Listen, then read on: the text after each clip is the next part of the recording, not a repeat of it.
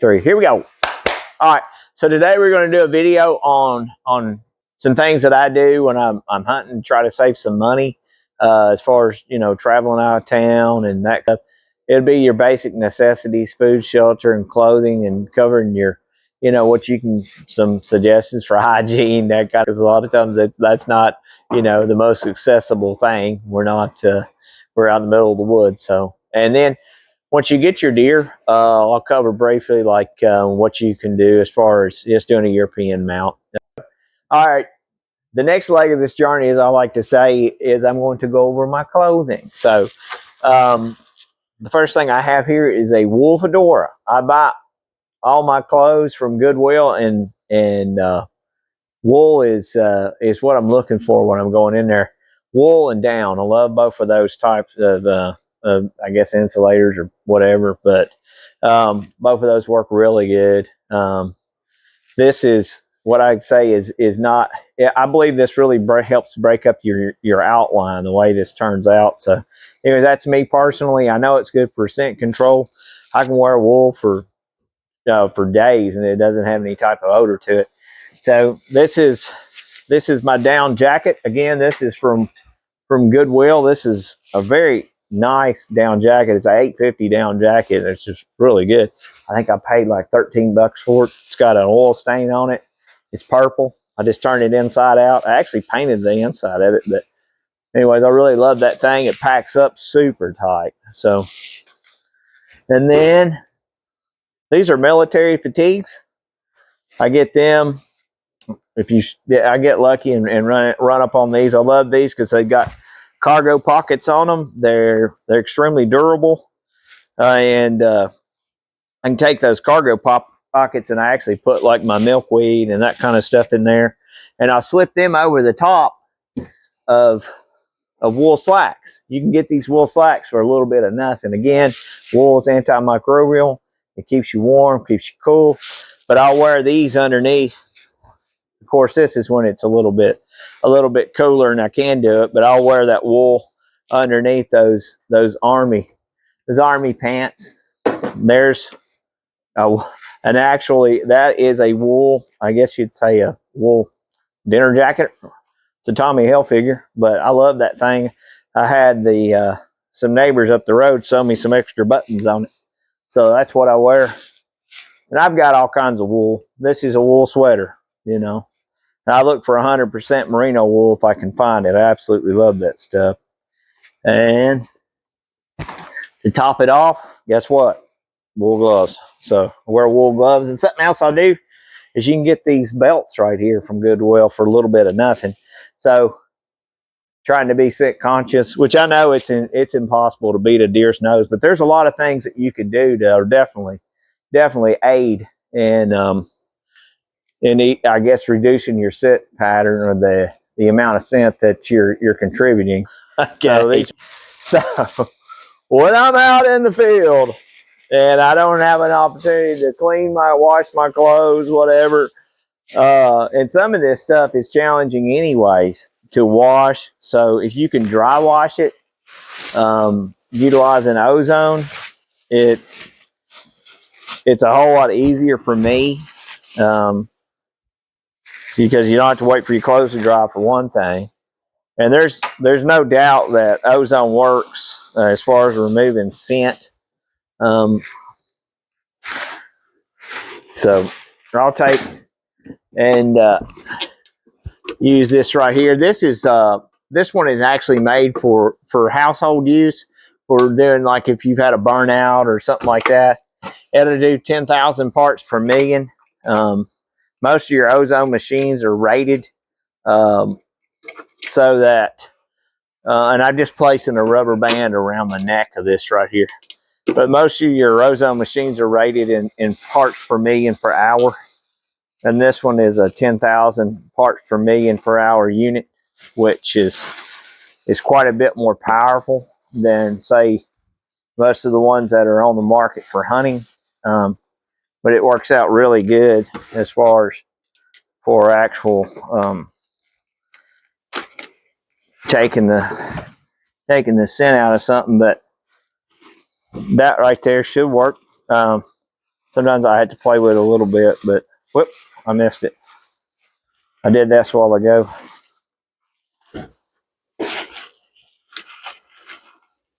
I like to want, when this thing fires up, I want to make sure that I actually can see this bag inflate.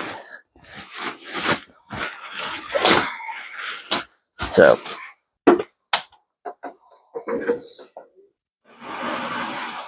once I see that bag inflating, I know that, you know, that it's at least pushing enough of the ozone in there to do what it needs to do. A lot of these, there it goes. But so I'll fill these up with ozone, and then it really helps remove the smell as far as about anything that you got. But so I'll do that. I'll run that for probably about 15 minutes or so, something like that, and then after that, I'll actually take those bags and seal them up. And ozone doesn't do a real good job of penetrating, so I'll kind of move that around, and I can take those clothes and set them out, you know. And I try to take at a minimum 2 pair of clothes with me when I go hunting, but I really prefer to take 3. Okay, but, so I'm out at the truck now, and this is something I do regardless if I'm hunting or not. I actually keep a cooler in my truck, and this is non-perishable for the most part. It is anyways. I will keep potatoes in here, which are perishable, but they're pretty much bulletproof. They will go bad, but if they freeze and spit, stuff like this is pretty handy. These are these premium whatever food balance meals, but we can a lot of goods too. This is some spicy deer fajita mix. There's some chicken and dumplings that I can. We can a lot. This is milk from Modern Pantry. You know, it doesn't have to be refrigerated. It's cheap. It's not much more than your regular milk, but my kids, my boy especially, he loves this. This is probably his favorite right here, this chocolate milk. But you know, I keep this stuff here, and and not only in this vehicle, I keep food in about all our vehicles in a cooler. But you never know you're going to shoot a deer. But you know, it's handy if they say they're hungry or something. Then I say, hey, let's get something out of the back. But that's what I do for my food. There's, you know, if I know I'm going to be gone and out on the road for an extended period of time, I think I'm fixing to get some help here from my one of my dogs. Anyways, she backed off. And if I know if I'm going to be on the road for an extended period of time, I'll pack more food. But there's enough food in there right now to probably keep me fed for 2 or 3 days. Now for water, I usually will fill up like some half-gallon fruit jars or something like that, and I'll take them with me. Now I will stop on usually if I know I'm going to be, you know, going deep into the woods or something like that. I'll stop and buy me a little one of these bottles right here, and then of course I'll drink that. But then I'll refill that, and I'll buy some of those little electrolyte mixers and add to that as I go. But it's really important to stay hydrated, and not only, you know, well, I'm probably preaching to the choir as they say, but I'm sure you guys know that. But it makes a big difference on how you perform when you're doing that. So one thing I like to do is I love coffee. I'm gonna tell you what, it's hard to beat that when you're coming back in from when it's cold. Today is a warm day for us today, for as of late. It's been so cold. It's 20 degrees out here right now, and it feels like it's summertime, but it's been for quite a while. But anyways, so one thing I like is coffee, and I can't hardly go without that on my hunt. So I'll keep not only I don't just keep this for coffee, but it's pretty darn handy. You know, I warm up my meals and that kind of. Real simple. Just a little old one burner. I've had this thing. I think I've had this for probably 25 years, probably. But most of my stuff I've had for a long. I accumulated this stuff over years and years. One thing, my lighter. I don't know if you can see that. This has saved my hump. But I take and wrap that lighter in duct tape. And Liz, don't get it for baby. So I'll wrap that lighter in duct tape, and it really has. I know wrapped in duct tape has been really handy as far as building fires and that kind of stuff when you can't find another way to build a fire when you need to. So, well, we got coffee about ready. I keep instant coffee just like my granddad always kept around. Teaches his own, as they say, but pretty simple deal. And I will pull over on the side of the road. You may see me on the side of the road somewhere and fixing me a cup of coffee. I love it. It's good. All right, something else I wanted to cover was hygiene while you're out and traveling, because it can get pretty rough. This is what I do. There's probably other methods that are better, but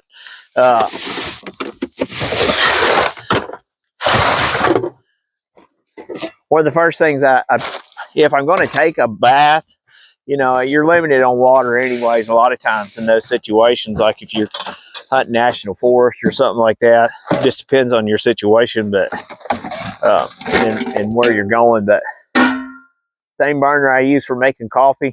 I heat me up some water, and I'll take a sponge bath, usually in the front of the truck. But I use this is sodium bicarbonate. Is but more commonly known as baking soda, or common cellar Arm & Hammer or whatever. But I buy this.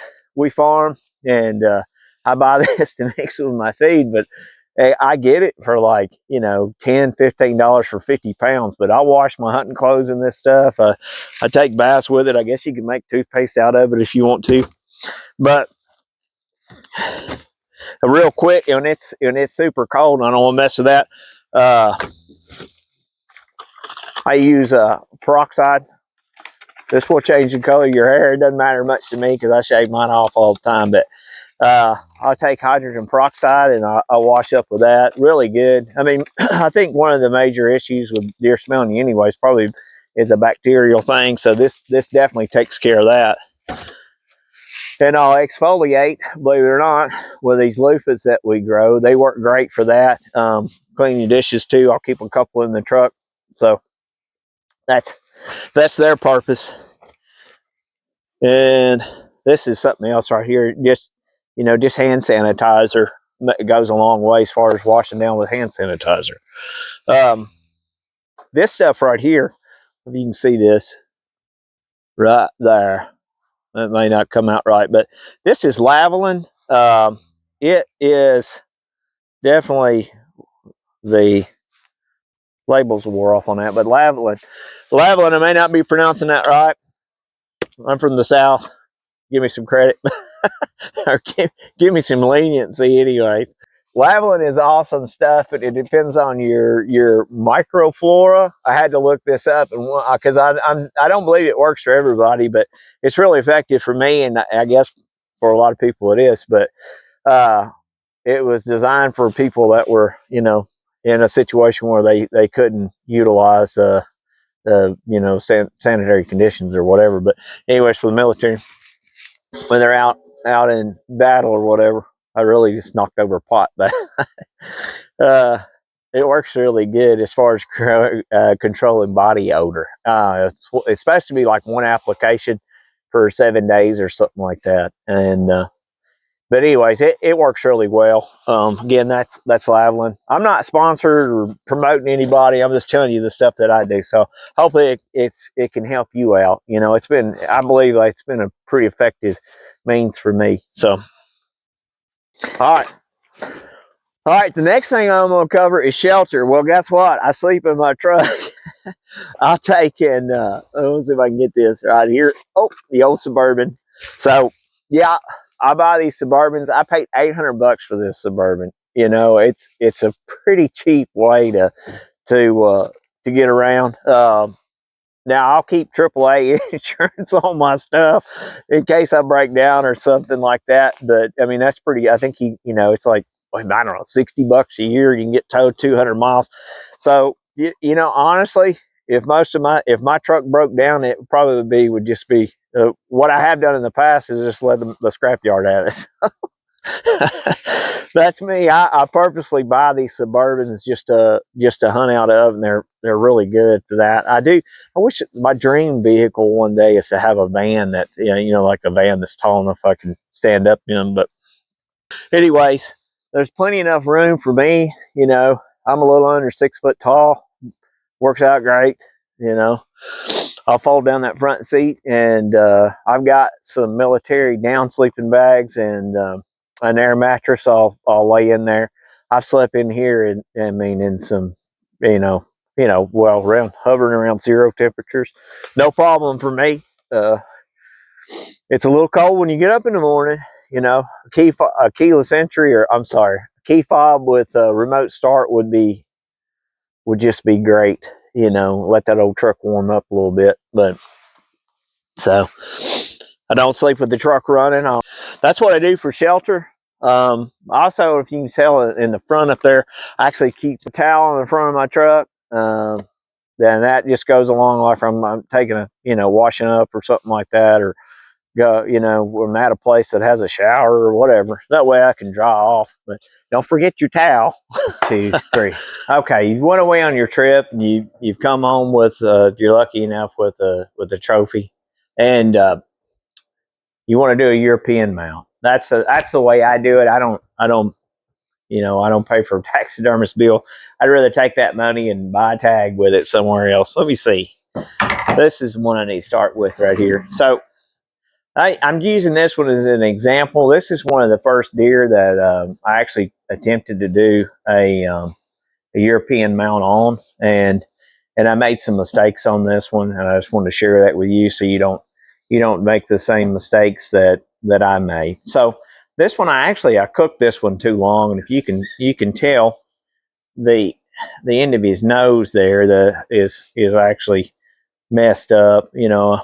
What I've learned since then is to take and cook these approximately about 4 hours. But it's more important for me when I'm doing this is I'll take a butter knife and I'll just kind of monitor it, and as these things are cooking, I'll take this butter knife and I'll take and slip it under the flesh, and once that flesh starts to peel away fairly easily, to where it doesn't take a lot of pressure, then I know that it's about ready to come out.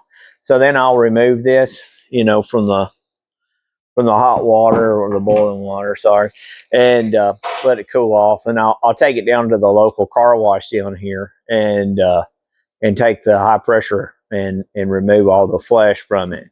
Um, I will say this, like I hunt, and I travel hunt, so I'll hunt some other states and stuff, and you have to be kind of careful, when you're crossing state lines with deer heads to make sure that you're, and you may already know this, but make sure when you're crossing state lines that you apply by their law. So, you can't bring a deer head into some states with the brain still intact in the skull. So I'll take them by the car wash there, and I will tell you another little pro tip.